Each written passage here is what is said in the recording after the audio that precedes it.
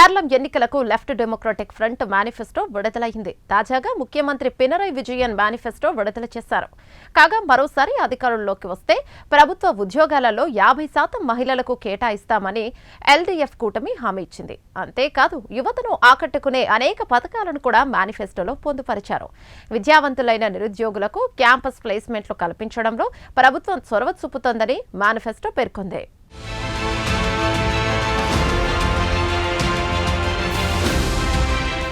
కేరళంలో పోలింగ్కు రోజులు దగ్గర పడుతున్నాయి. ఇక్కడ ఏప్రిల్ 9న పోలింగ్ జరగబోతోంది. కాగా కేరళంలో ప్రస్తుతం సిపిఎం నాయకత్వంలోని లెఫ్ట్ డెమోక్రటిక్ ఫ్రంట్ ప్రస్తుతం కేరళంలో అధికారంలో ఉన్న సంగతి తెలిసిందే. సిపిఎం అగ్రనేత పినరయి విజయన్ కేరళం ముఖ్యమంత్రిగా కొనసాగుతున్నారు.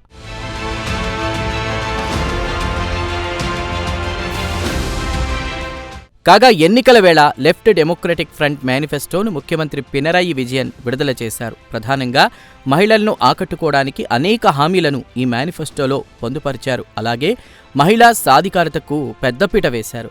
లెఫ్ట్ డెమోక్రటిక్ ఫ్రంట్ మరోసారి అధికారంలోకి వస్తే ప్రభుత్వ ఉద్యోగాలలో 50% మహిళలకు కేటాయిస్తామన్నారు. కాగా మొత్తం 60 పాయింట్లలో 2 వాల్యూములుగా లెఫ్ట్ డెమోక్రటిక్ ఫ్రంట్ మేనిఫెస్టోను రూపొందించారు.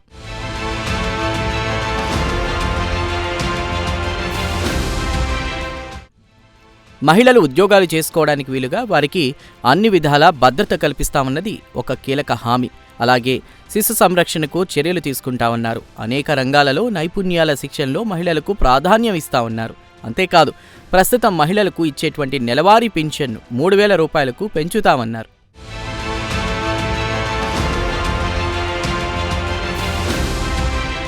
కేరళంలో నిరుపేదలు ఎక్కువ సంఖ్యలో ఉంటారు.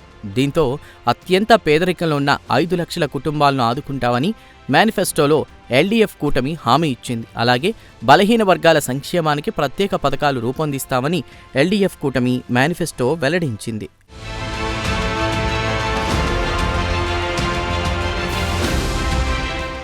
అంతేకాదు యువతను ఆకట్టుకునే అనేక పథకాలను కూడా మేనిఫెస్టోలో పొందుపరిచారు. విద్యావంతులైన నిరుద్యోగులకు క్యాంపస్ ప్లేస్మెంట్లు కల్పించడంలో ప్రభుత్వం చొరవ చూపుతుందని పేర్కొంది. ఇందులో భాగంగా నైపుణ్య శిక్షణకు టాప్ ప్రయారిటీ ఇస్తామని మేనిఫెస్టో వెల్లడించింది. అలాగే బ్యాక్ టు క్యాంపస్ పేరుతో ప్రత్యేక పథకాన్ని రూపొందిస్తామని ఎల్డీఎఫ్ కూటమి నాయకులు మేనిఫెస్టోలో హామీ ఇచ్చారు.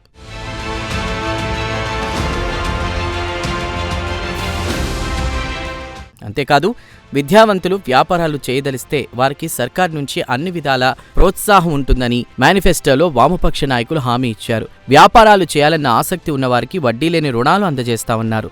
ఇదిలా ఉంటే ఎన్నికలు జరగబోతున్న కేరళం రాష్ట్రానికి ఒక ప్రత్యేకత ఉంది. ప్రస్తుతం యావత్ భారతదేశంలో సిపిఎం అధికారంలో ఉన్న ఏకైక రాష్ట్రం కేరళమే. దీంతో కేరళంలో మరోసారి సత్తా చాటడానికి సిపిఎం నాయకులు తీవ్ర ప్రయత్నాలు చేస్తున్నారు.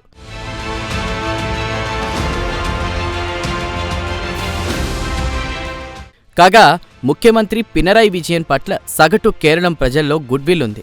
80 ఏళ్ల వయస్సులోనూ ఆయన రాజకీయ కార్యకలాపాలలో చురుకుగా పాల్గొనడం అందరినీ ఆకట్టుకుంటుంది. నిరాడంబరుడిగా నిజాయితీపరుడిగా ఆయన రాజకీయాల్లో పేరు తెచ్చుకున్నారు. అంతేకాదు ఆయనది సుదీర్ఘ రాజకీయ ప్రస్థానం. పినరయి విజయన్ అసెంబ్లీ ఎన్నికల్లో పోటీ చేయడం ఇది 7వసారి.